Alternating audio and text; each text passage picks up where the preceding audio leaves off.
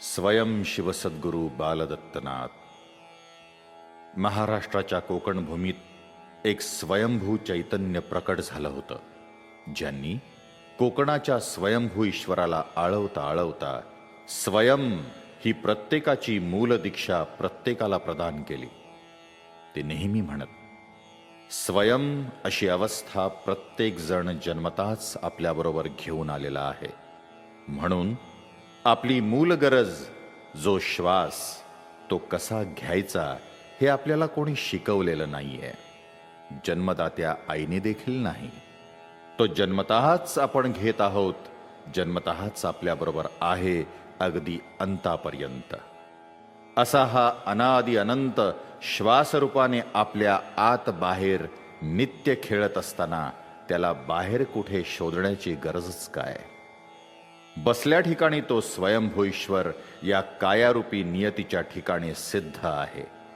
त्याचा शक्तिरूपी वास, आपला दैनंदिन श्वास, आदिशक्तीच्या रूपानं आपला अखंड सहवास आहे. अशी ही शक्ती सतत आपलं दैवत तारत आहे. म्हणूनच हे दैवत आपल्या अणुरेणूमध्ये सामावणं आपलं जन्म कर्तव्य आहे. हे आद्य कर्तव्य पार पाडण्यासाठी आपल्याला कुठे बाहेर फिरायची गरज नाही. बस आतमध्ये शोधायचं आहे, अगदी आत आत. तेव्हा आपल्या मुखातून प्रचितीस प्रमाण शब्द ब्रह्म प्रकटतं. कशाला जाऊ मी रे कोठे, माझे दैवत तू मोठे.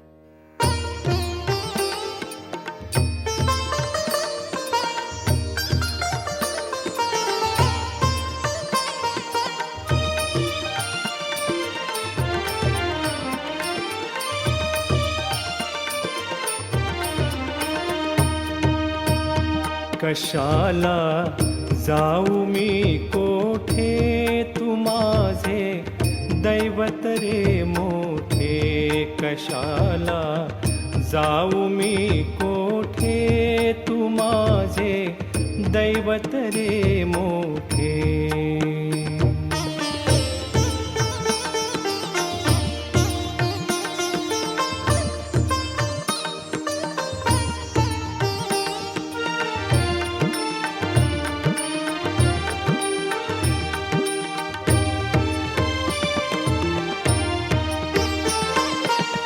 कोकणेश्वरा तू स्वयंभू ईश्वर. कोकणेश्वरा तू स्वयंभू ईश्वर. प्रत्यक्ष नटला तू कोकणेश्वर. प्रत्यक्ष नटला तू कोकणेश्वर.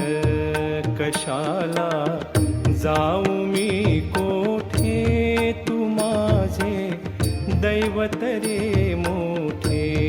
कशाला जाऊ मी कोठे, तू माझे दैवत रे मोठे.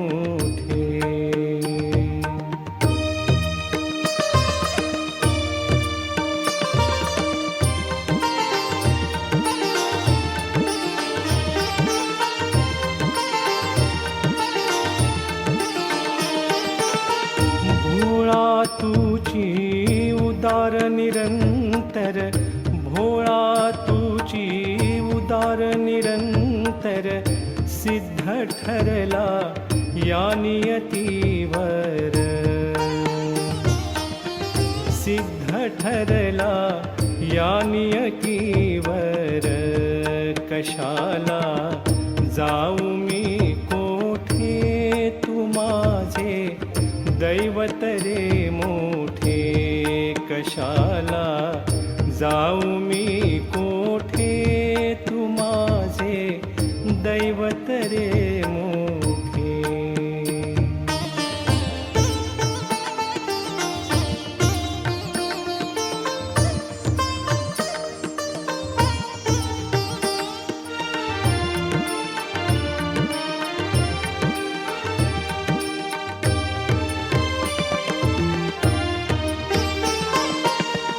अर्धांगी तुझी ती आदिशक्ती.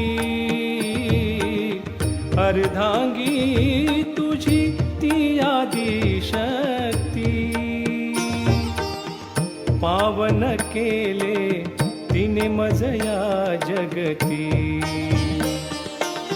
पावन केले तिने मज या जगती. कशाला जाऊ मी कोठे, तू माझे दैवत रे मोठे. कशाला जाऊ मी कोठे, तू माझे दैवत रे मोठे.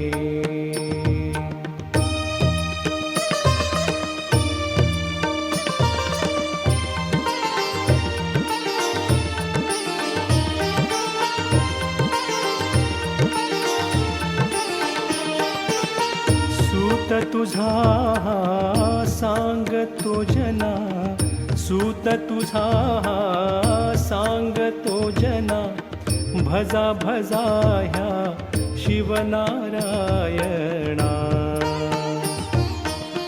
भजा भजा ह्या शिवनारायणा. कशाला जाऊ मी कोठे, तू माझे दैवत रे मोठे. कशाला जाऊ मी कोठे, तू माझे दैवत रे मोठे. कशाला जाऊ मी कोठे, तू माझे दैवत रे मोठे. कशाला